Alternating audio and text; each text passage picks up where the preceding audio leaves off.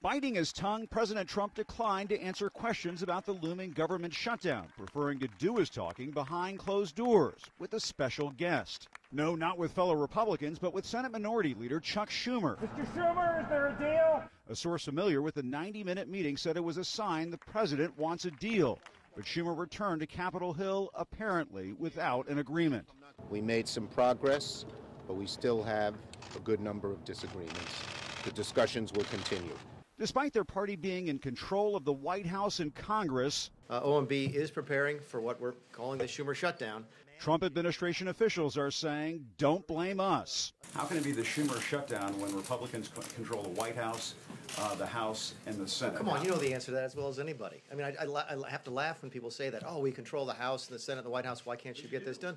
You know as well as anybody that it takes 60 votes in the Senate to pass an appropriations bill, right? You know that. I know that. Okay, so when you only have 51 votes in the Senate, then you have to have Democrat support in order to keep the government, to fund the government. So that's the answer to your question. While Democrats are glad Schumer is negotiating with the president, I'm so glad Chuck Schumer is the one who's over there. Republicans are struggling to keep their members fully on board for a short-term spending bill, or CR. I'm not going to vote for a 30-day CR. What the House sent over is unacceptable to me. Senator Lindsey Graham put his finger on the problem. No more deportations. GOP leaders won't yield to a bipartisan effort to shield young undocumented immigrants known as the Dreamers from deportation. A sign of the frustrations, Graham is taking swings at hardliners in his own party.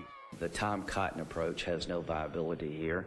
You know, he's become sort of the Steve King of the Senate. The difference between Lindsey Graham and Steve King is that Steve King can actually win an election in Iowa. The immigration talks broke down and the shutdown threat mushroomed after the president's racially offensive language last week dashed hopes for a fix to the DACA program for Dreamers. The president asked Congress to come up with a solution for the Dreamers. Congress was in the room. Members of Congress were in the room with the president last week. It seemed to be a fairly productive meeting. And then the whole process got blown up. When Republicans tried... If I may, it seems that the whole process was blown up by the president's comments. When Republicans tried to add a discussion about Obamacare to the funding process in 2013, we are accused by Nancy Pelosi and Chuck Schumer of inserting a non-fiscal, a non-financial issue into the spending process in order to shut the government down. There is no reason that you have to deal with DACA this week.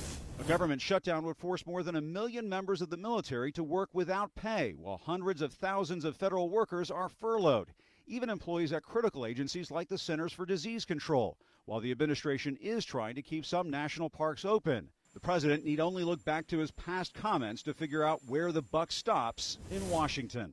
Problems start from the top, and they have to get solved from the top, and the president's the leader, and he's got to get everybody in a room, and he's got to lead. If there is a shutdown, I think it would be a tremendously negative mark on the President of the United States.